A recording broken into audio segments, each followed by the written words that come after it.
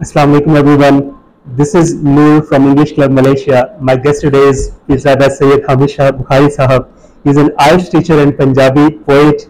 He is originally from Gujar, started his career in teaching from Youth Computer College and has worked as a senior Irish teacher and principal in New Lexicon Institute as well as Zawiya Academy and Yasir Academy. He is also famous for his Punjabi poetry that he has written. Most recently, he has inaugurated Cambridge IELTS Academy in Gujar. Sir, welcome to English Club Malaysia YouTube channel. Thank you very much. Thank you very much. I'm so glad to be here. I mean, to have you here. So first of all, let us hear about you because you are back in Gujar after at least 10 to 15 years. 15 years. 15 years, yes. So how do you feel? What do you think about Gujar? How is Gujar treating you? Gujar is treating amazingly. I'm very happy, overjoyed, and Gujar is a home place to me.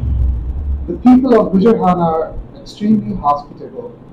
They're very caring, they're very friendly, and really they love. And I feel at home here. I feel like it's my own place, and it is.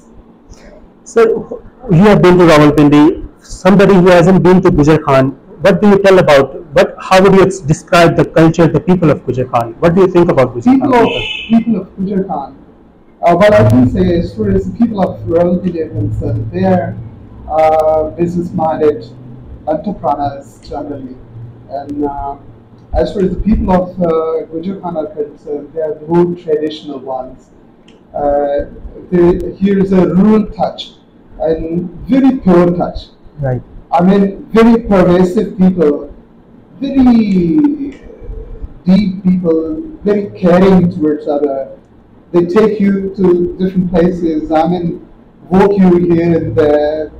They become really very, very friendly, and they offer you tea. They offer you, it is their love in there. There's a depiction of their love.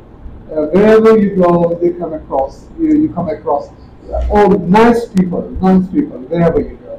Right, right. So how would you differentiate your experience, because you know teaching English or this industry better than anyone in this Gujar sector. So how would you differentiate the English industry in Gujar and English industry in Rawalpindi? I mean, in terms of education.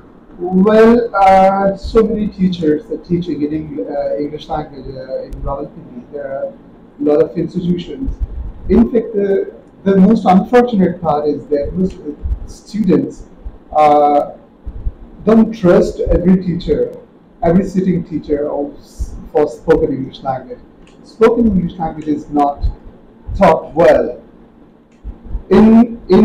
Instead of teaching English language, teachers switch to tenses or other orthodox ways of teaching, and eventually they let the students go without much results. Well, as far as I'm concerned, I'm I don't praise myself here, but I innovate a lot of things. I've in fact understood how to teach the students. What are the ways to make the students speak English? Right. So, just only grammar methods. Some people turn to take the grammar methods. They use grammar methods to teach the students English language.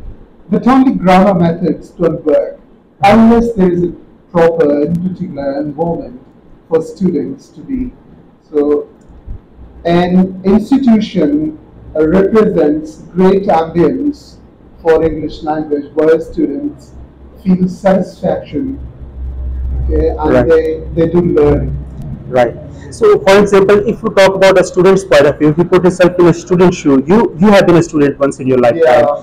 So, what did you think that lacked back 20 years or 30 years back when you were a student, that you felt that you needed to be an English teacher one day, that you wanted to fill that void in that English language education sector? What did you feel at that time? I had proclivity towards English language. I had propensity towards English language.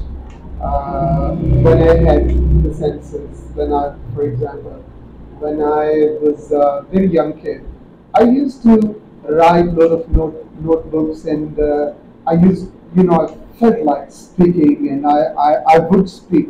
And I was in habit of, by the time I was in college, I was in habit of speaking with different people.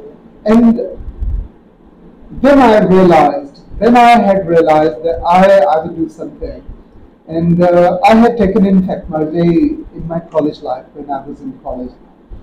When I left college, I came into practical life, and yes, I felt like coming to teaching line, and because I had realized then that I would be able to become teacher. I had because then I had the skills to do something. Right, I felt right. something in myself Right. from my inner side. So I started doing practically. Right, right. So ever since you have been teaching, you have been a mentor to so many students, including me. So when you were a student, when you were learning English, who was your role model, or who was your ideal teacher of English? Well, there was an event, in fact. There used to be a lot of people. I can't make one person stand out here, but the thing is, a little event that forced me to switch to English teaching. That was Syed Hamid Bukhari, one of the great humorous poets, Mazaiya Shah. He was Right. a very big name of Pakistan. I wanted to job at Pearl Continental, and even a small event that ushered me into English language, spoken English language arena. Right. I went to Pearl Continental for an interview. I wanted to have some time over there. I wanted to have job desperately over there. I was called by food and beverage manager over there. He wanted to appoint me somewhere. I'm sorry, not food and beverage manager. He was a personnel manager. Right. Personnel manager. Yes, so far as I remember, he interviewed me, and while he was interviewing, I did some mistakes, and he pointed out those mistakes while I was speaking, and when the interview was over at Pearl Continental, he, in fact, he told me that English language is a really very hard language, and what you need to do is to do some extra work. Right. Because here English people come, and if you are unable to explain yourself or convey your purpose to other people, it would be hard for you to get along with job. Right. Well, I was a bit embarrassed because I was though they didn't straight away refuse me, but I felt like improving myself and turning towards English language. That was an event. That was a turning point. That ushered me. That really catapulted me into new era, into new arena. And ever since I, started teaching, and I did a lot of things. I read English language. I tried to understand what are the important things which one needs to polish himself.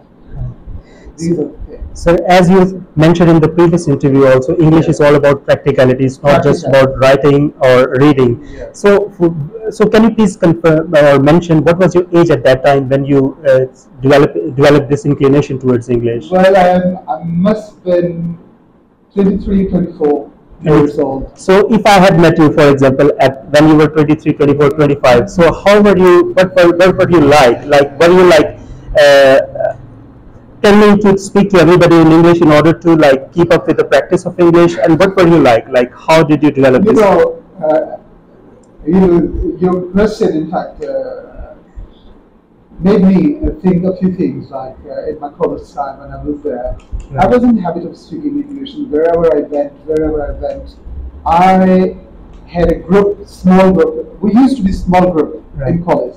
And wherever we went, whichever place we visited, we spoke English. We spoke English. Always spoke English. And people used to laugh at us. "Eh, dekho gore बैठे," you know. Right. And but we never stopped ourselves. We let ourselves just go and go, move and move.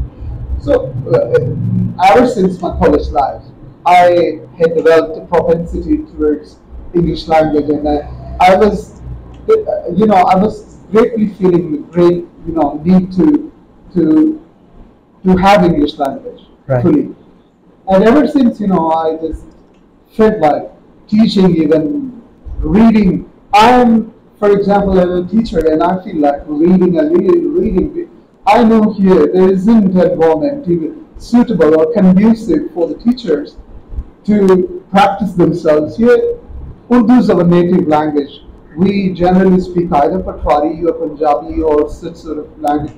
We don't have great ambience for speaking English language. So what we teachers need, we need something else, something Right. different. Right. I'm in the habit of reading English newspapers, plus watching English movies and doing a lot of stuff Right. and making up mind always, because teacher is not teacher unless he's practical. Right. Sitting on the chair or sitting in the chair means nothing until unless if teacher is practical, that matters a lot. If teacher is impractical, Sir, nothing I is completely done. agree with you. I remember when I enrolled in your class, I Yeah. think 18 years back or 15 years back, Yeah. and when I started practicing English outside of the institution, same thing happened to me. Everybody around me started laughing at me. Yeah. Do you think this sarcastic behavior or this, negative behavior around you should change in this environment of Gujar Khan? Well, some people, those who have love for English language, English as a foreign language, they just they speak unsthwarted. They never stop. Right. Nobody else can stop that. No matter somebody laughs, no matter somebody does something else, they can't be stopped. They can't be hampered. They can't be, nothing can happen. But the thing is, the people laughing at other people sometimes get badly stuck somewhere, and then they change their mind. Right. I've seen, for example, many people, those who are opposed of English language, the use of English language, but when it comes to interviewing or going somewhere, when they themselves go to foreign country, feel like going to foreign country, only then they feel the great need to understand English, and they stop laughing. Right. Then they become very serious. Therefore, those who really feel like learning English language, those who have liaison with English language, those who don't drop their connection with it, Right. they just continue practice. Those who are opposed, they are opposed. You can't, you can't change the mind. In fact, Right. because circumstances alter the case. Right. Circumstances do change the mind Right. of those people, those who oppose English language. Right. So we all love English language, and Alhamdulillah, Obviously. we people. Sir, indeed, these academies like Cambridge IELTS Academy and many other institutions are there. But the thing is, I have a daughter. She's in grade 4, and I really feel when I look at her, when I look at the way she speaks, the way she adapts English from the books, I really feel there is a huge need that she needs, because the way she is being taught English in the school, in her education system, there is a really need for improvement. I mean, that thing is lacking. The environment is lacking in the school system itself, where the students with each other don't communicate with each other in English. Do you think that should change? And if that should change, then how the school systems can change in Gujar Khan? Well, Gujar Khan is in fact, though I don't say that there are a lot of potentials here. But the thing is, our native language here, generally, you see, mother tongue is Potwari culture. in Potwari culture, people tend to speak Potwari. They don't even feel like speaking Urdu language. Right. In English medium schools, though they levelize themselves as English medium schools, but it is hard to impose English language in English language schools. Right. Okay? Medium cannot be made medium until unless, apart from curriculum,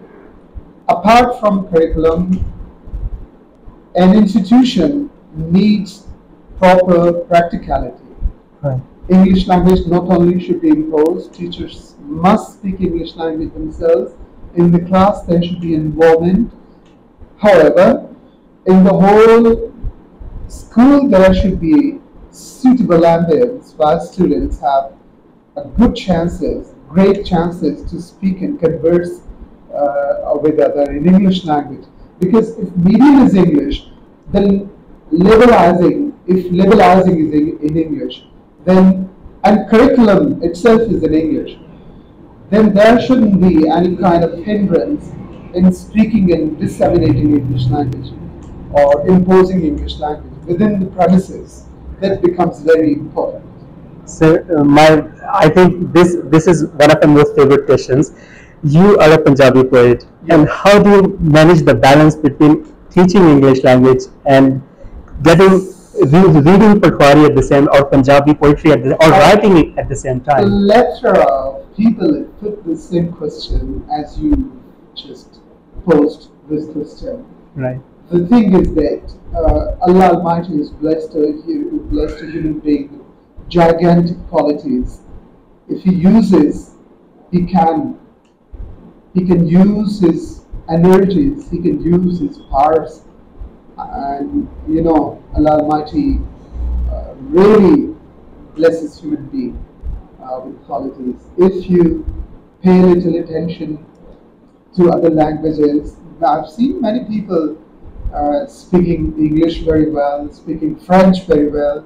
Many people speak German very well at the same time. Right. I think to some people it isn't difficult. So just easy for me because why? Because I'm from Sufi family. Yeah. My forefathers used to be Punjabi poets. Punjabi poetry was gifted by my forefathers, you could say. I got everything from in my genes. It was it was a time in mid 18, then there was the era of Hazrat Mian Muhammad Baksh Khadi Sharif. My forefather, my great grandfather was contemporary to Mian Sahib. And he was in Azad Kashmir. He himself was a very popular poet, mystic poet, Sufi poet. So Sufi poetry became very common in our family. Syed Hamid Bukhari was also. This is not the family of Hamid Bukhari's mother. His mother used to be from my family. Right. She was granddaughter or daughter of my forefather. My father, my big grandfather. So poetry is in my Punjabi poetry is in my family. So I inherited, in fact. Okay. So it comes in inheritance. Interesting. Okay. So it is enough. For example, half of my time goes in flipping through English pages, Right. and half of my time goes in flipping through Punjabi poetry and talking to Punjabi people. Right. That's what I do, it isn't difficult. You can see a lot of examples of Sikh poets living in Canada, living in UK, living in other. They are very good at English language. They've got higher education, great speaking. In terms of speaking, they're very good. Right. Excellent, rather. And they can do, they show very good, great performance not only in English language but also in Punjabi poetry. They speak Punjabi at home. Okay, so to me, it's a balance. There is an equilibrium. I have to keep this equilibrium because it's always out of question not to do justice with with one or other. I always keep equilibrium. English and Punjabi. They remain hand in hand with each other. That's what I do. Right, right, sir. Very interesting. For somebody who is not like Sayyid, or for a person like me, or somebody who doesn't understand Sufism at all.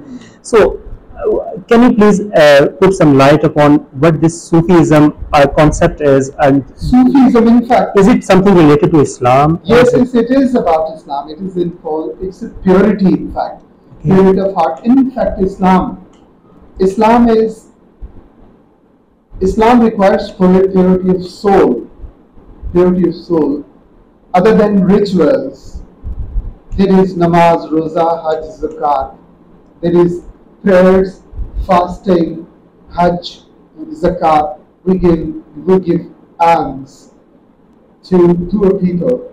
These are the pillars, strong pillars of Islam. Apart from these pillars, if we see, many people perform namaz and do a lot of rituals, doing hajj, and right, they become staunch Muslims. But in the present time, so many things are there. Despite doing these rituals, we people lack a lot of things. We never purify our soul. Exactly. Never purify our soul. You see people returning from Hajj, still indulging sometimes in corruption, less measuring, lying, cheating, and everything. Yes, yes. Cheating. I mean, they're wreaking hell. Right, in right. fact.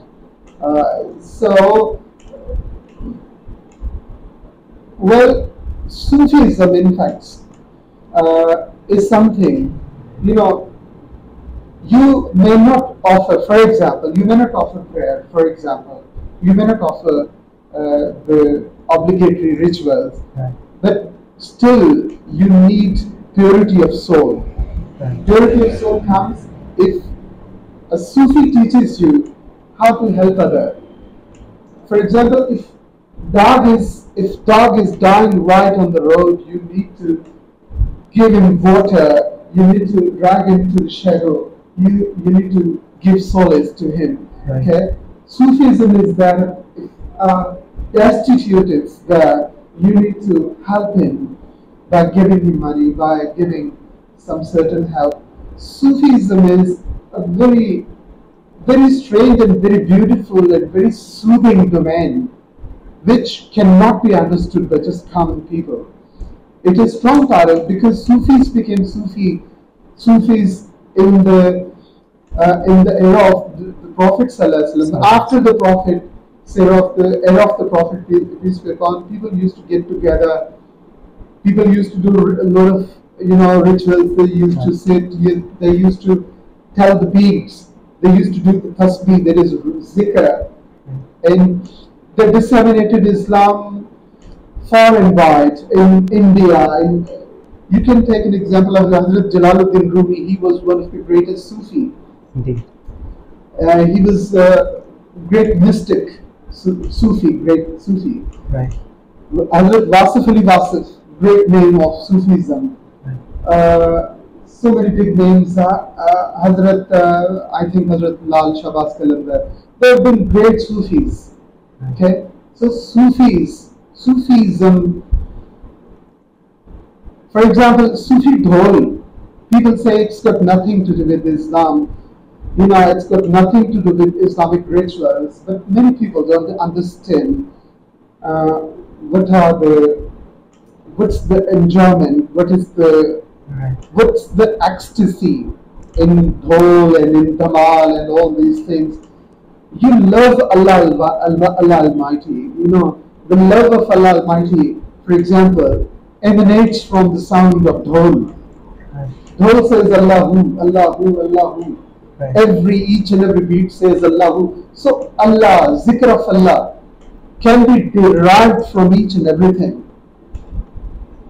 Well, it's a long, in fact, topic. It's unending topic. Sufism can't be defined. Right. within a few lines, but it is really soothing. Right.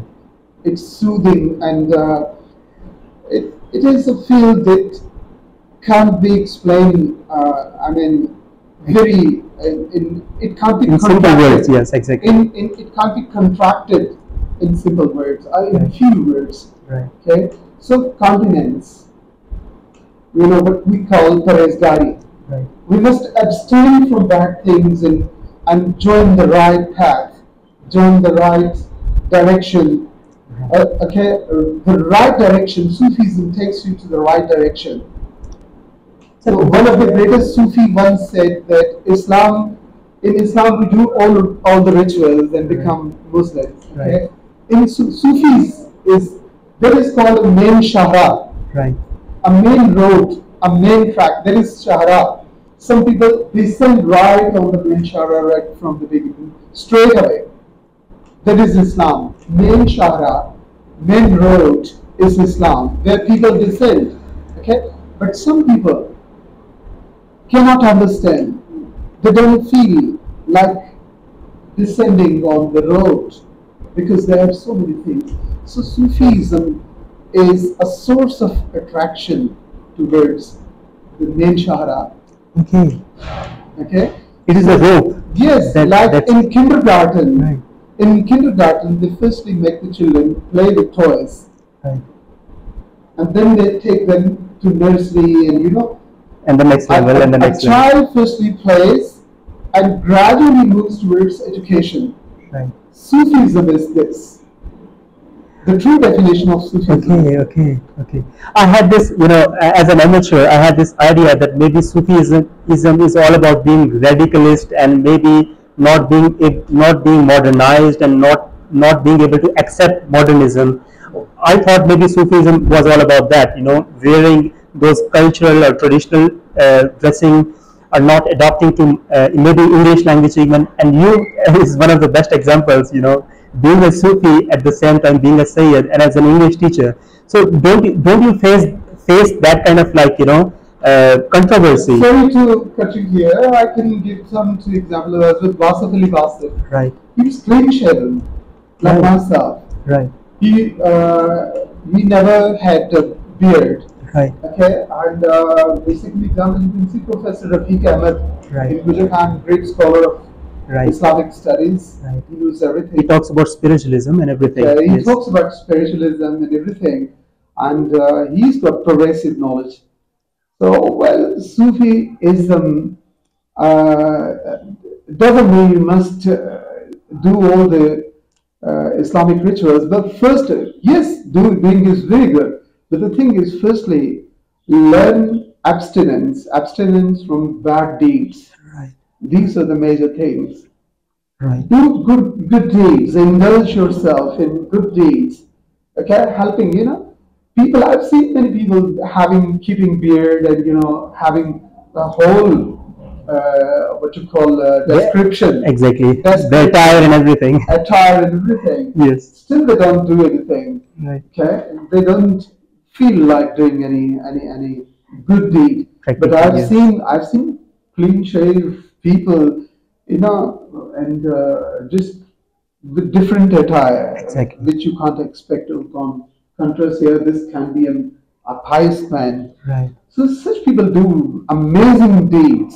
Right. Amazing deeds, like the deeds which are really, really, really worth praising. I mean, no words to say. I mean, a lot of things about their praise. But such people are worthy to be praised. So learning English doesn't mean that you have to leave everything behind or No, no, anything, no, no. or adopting to being American or anything. No. You can keep everything with you. Right. Speaking English, being a teacher doesn't mean you just only you're a teacher. You've got nothing to do with other things, side matters. I mean, I've got good interaction with people as far as my language is concerned. This is, in one side, okay, or on one side. But as far as my interaction with other people is concerned, there is also a factor that I go sit with people, talk to them. I spend a lot of time with them, and this pleases me very much. Yes, you can do a lot of things. You can do many things. You may do poetry in Potwari or Punjabi or whatever. It matters not. Sir, thank you so much for all these precious words. Lastly, I want you to say something to the audience of Gujar Khan who is watching this video, that Cambridge IELTS Academy, one of the best institutions, has been inaugurated. What is your message? When I'm speaking, I'm very positive with my very dear Hasib student, Axel student, Hasib Nurul Hasib Sahib, disseminate, spread this message. You know, I took pains in bringing my academy here. Taking pains, when talk about taking pains means, I mean, coming from Rawalpindi, it's really difficult to come and go each and every day, travel between two cities. It's hard. There is, you know, understandable. Many people, too many people, it's understandable. So that's what I'm doing. That's what I said, taking pains. So I'm taking pains just because of some people of Gujar Khan. Okay, those who are interested in coming, those who are interested in IELTS, IELTS, very great test. It's an important test. Very important test, and unfortunately here in Gujar Khan, I've seen many people don't understand the real spirit of IELTS. They don't take students to reading, writing, speaking, and listening. All modules are untouched. They remain untouched. The students are made to, unfortunately, students are made to cram their subjects and they're let off. Okay, after students spend a lot of money, okay, and they are let off. They go away. This is painful. I'm here. Cambridge IELTS Academy here in Gujar Khan is gonna impart very pure education. I'm very positive. Whoever will come here, I will try a little best to come up to his expectations. Inshallah. You people are interested to please visit in person and give me an opportunity to help you. I'll be really thankful to you. I'm really thankful to Nurul Hasib for coming here, for the love and great care. Nurul Hasib, thank you so much. It's a privilege. It's an honor. Thanks to my people of Gujar Khan, very loving, very caring people, and I love all of you very much. That's why I'm here back in Gujar Khan. Thank you very much.